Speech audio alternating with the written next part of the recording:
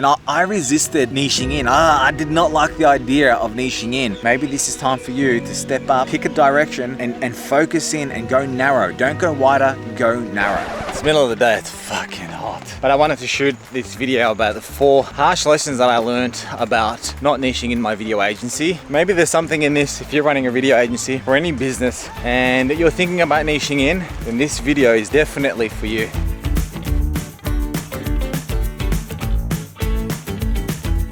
Now I'm currently trying to find somewhere that I can shoot this piece of content for you because I kind of want to sit down. Okay, I think I found somewhere. Still finding a spot. It looks nice.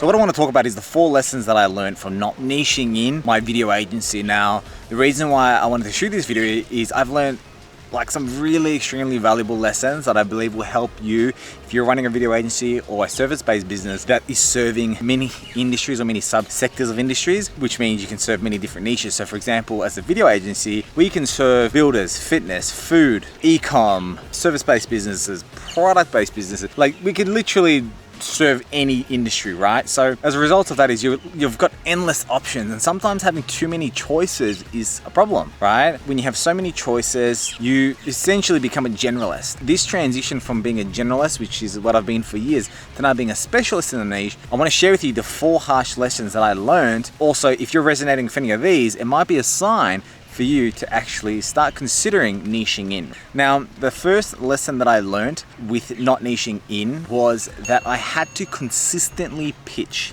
I was pitching and then re-pitching on every single project, right? And what do I mean by that? So I would have a client come to me and they would be in, let's say, the data recovery sector, right? So they're kind of like the software tech world. And you know, they would come to me wanting leads and conversions, like new leads and better quality conversions. So I would then have to pitch him on the idea of what we would do. Because we aren't the specialists and experts who've proven results in this niche, I have to then, in the sales process, go back and pitch, right? Now, why is this a problem? So think of this scenario. Today we get an inquiry from let's say a food company. So we then have to, in order to compete for that project, because they're probably looking at other pitches, we then have to gain understanding on their industries, who the competitors are, what's happening in the market, then understand their goals and outcomes. You know, we're relearning a whole industry just to create a pitch. And then tomorrow, let's say for example, then somebody inquires about something from completely different industries. So let's say in the apparel industry, like a fashion company approaches. In order for us to really stand out, it's all the 1%ers and the nuances that we miss out on because you're kind of remaining just surface because you're not really diving in. So that tells us you're never actually going to be an expert in any of these industries because you're dipping your toes in and then you're nicking off straight after it, right?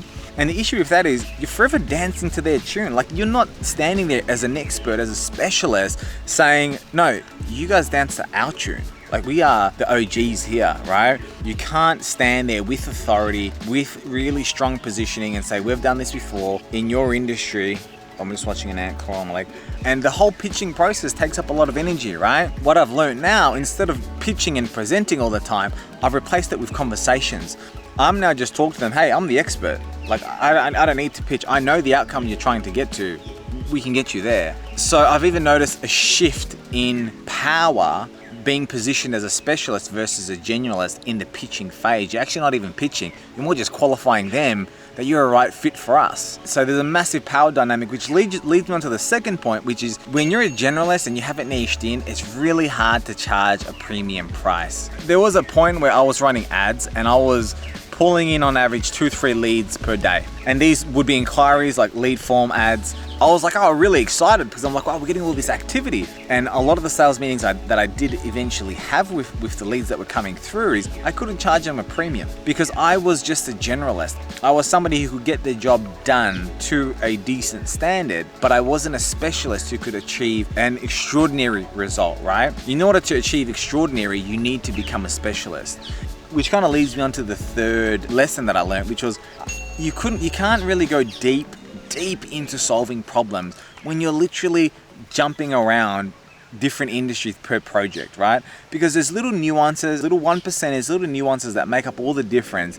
And when you're jumping in and out, like you think about it, it takes time to go deep, right? But if you go deep, if you dive in and you spend 2 months there and then you're into another industry and then you're into another industry like that, like in order to get like really core deep understanding, you need to spend time in that industry. You need to spend time in that niche to understand the audience, to understand the buying cycles of their market, to understand the service cycle, to really understand everything that goes on in that world, right? And I found that just by jumping around in different niches, a couple of years would go on and you've kind of become just above average across board, which is good, but you're not truly understanding the nuances of a specific industry, which once you understand that allows you to really charge a whole lot more and have a greater impact, right?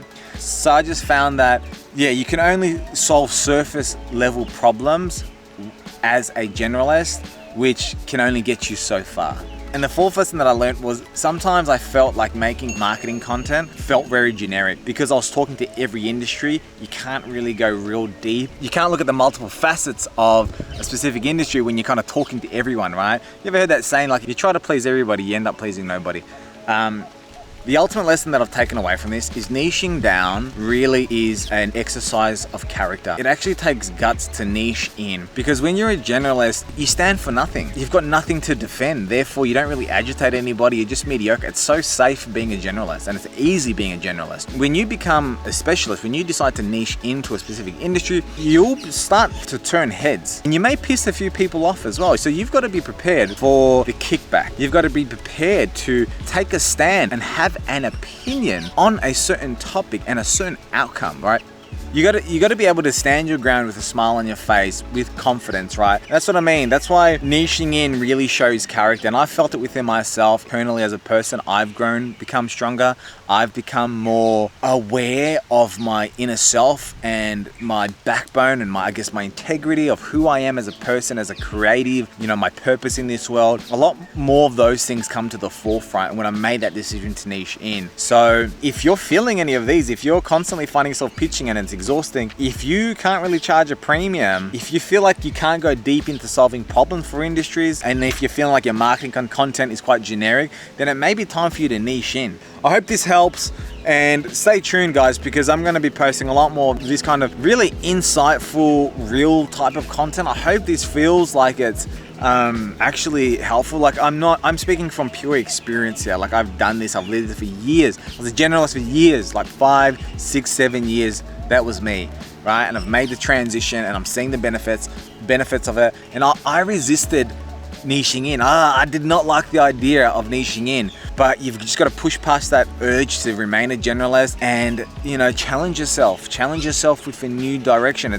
I'm shooting this video at the beginning of 2023, and if you're watching this, maybe this is time for you to step up, pick a direction and focus in and go narrow. Don't go wider, go narrow. So like, subscribe, comment, let me know your thoughts, let me know your experiences with niching in as well. I'd love to hear them, guys.